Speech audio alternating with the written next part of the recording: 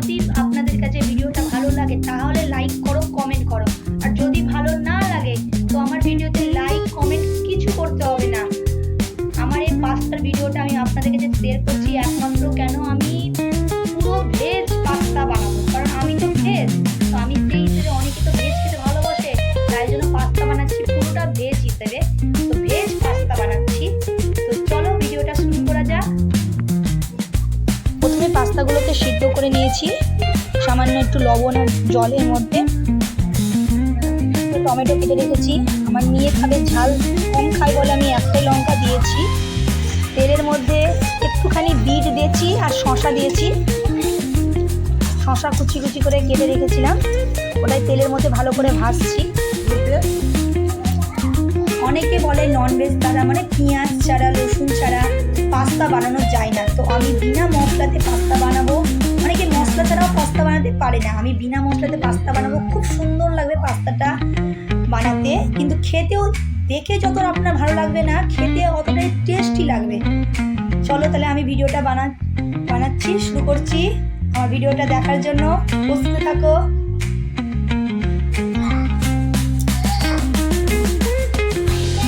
সামান্য আমি একটু হলুদ দিলাম, বেশি হলুদ দিলাম না, কারণ আমি এটা ফের হলুদ হলে ফের খেতে চাই না বলে হলুদটা অল্প দিয়েছি।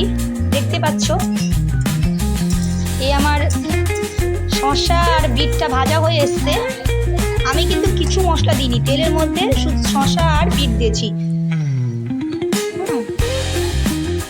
তাতে সামান্য একটু টমেটো দিয়ে দিলাম, আমার কাছে কুচনো টমেটো ছিল, টমেটোটা আমি দিয়ে দিলাম।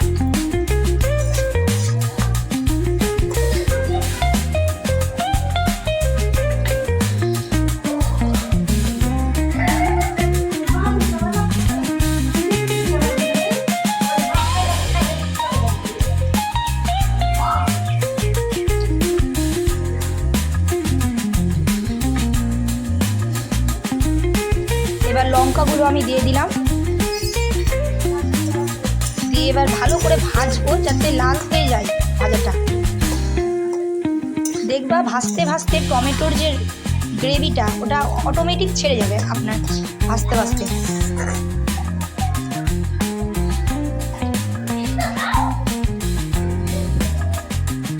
দেখতে পাচ্ছ টমেটোগুলো সিদ্ধ হয়ে এসছে।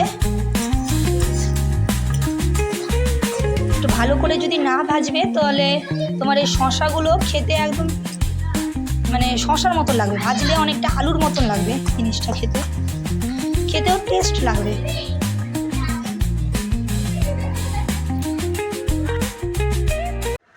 এবার আমি একটু হিং দিলাম। হিং দিলে কি হয়, খাবারের যে স্বাদটা সেটাও সুন্দর। এছাড়া বাচ্চা বাইরে তো খাই, তো আমি বাড়িতে তো পাস্তা এসব বানালে সামান্য একটু আর হিং সব হজম হয়ে যায়। আপনাদের যদি গন্ধটা আপনার না লাগে তাহলে আপনারা হিং না, যদি লাগে হিং।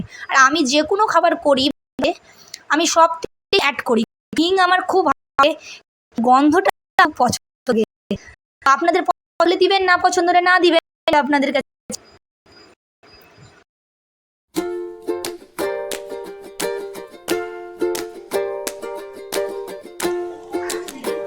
এবারে আমি একটু সামান্য লঙ্কার গুঁড়ো দিলাম,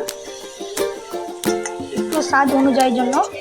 আর সামান্য একটু এই যে আমার বাড়িতে বানানো ভাজা মশলা, মানে জিরে গুঁড়া আর ধনে গুঁড়া রেখেছিলাম, সেটা দিয়ে দিলাম।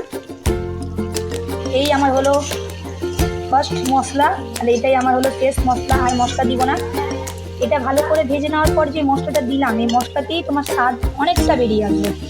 কেন টোটাল তো ভেজ বানাচ্ছি আমি, ওই জন্য কোনো পেঁয়াজ রসুন ছাড়া, বাইরের কোনো মশলা ছাড়া।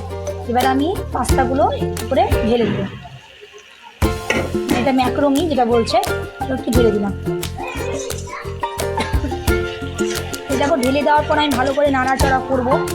বাইরের টমেটো সস ছাড়া কিছু দিবে না এগুলো, এইভাবেই করে দেখবেন। যদি ভালো লাগে আমার এই ভেজ পাস্তা বানানোর রেসিপিটা, তাহলে আমার এই ভিডিওটা দেখে বাড়িতেও তোমরা নিজেরা তৈরি করতে পারবে। আর যদি ভালো না লাগে তাহলে আমার ভিডিওটা স্কিপ করে দাও, দেখতে হবে না।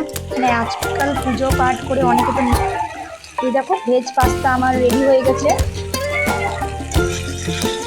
অনেকে উপোস করেও ভেজ খাওয়ার চেষ্টা করে কিন্তু খেতে পায় না পেঁয়াজ রসুন ছাড়া। তো ষষ্ঠী করলে অনেকে নিরামিষ করতে পারে এভাবে আমার মতন।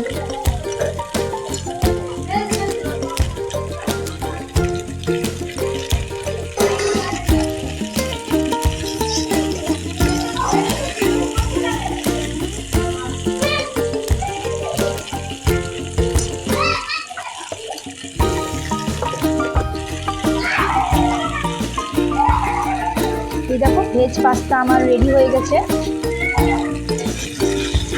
অনেকে উপোস করেও ভেজ খাওয়ার চেষ্টা করে কিন্তু খেতে পায় না পেঁয়াজ রসুন ছাড়া। তো ষষ্ঠী করলে অনেকে নিরামিষ করতে পারে এভাবে আমার মতন।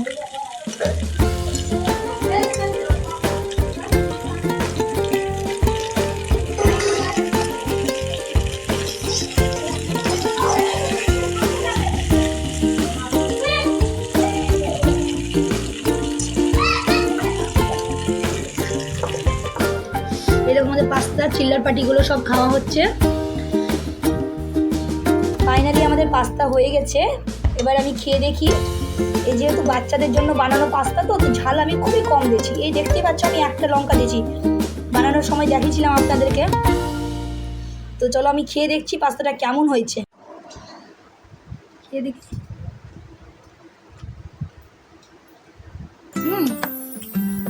বেশ ভালো লাগছে।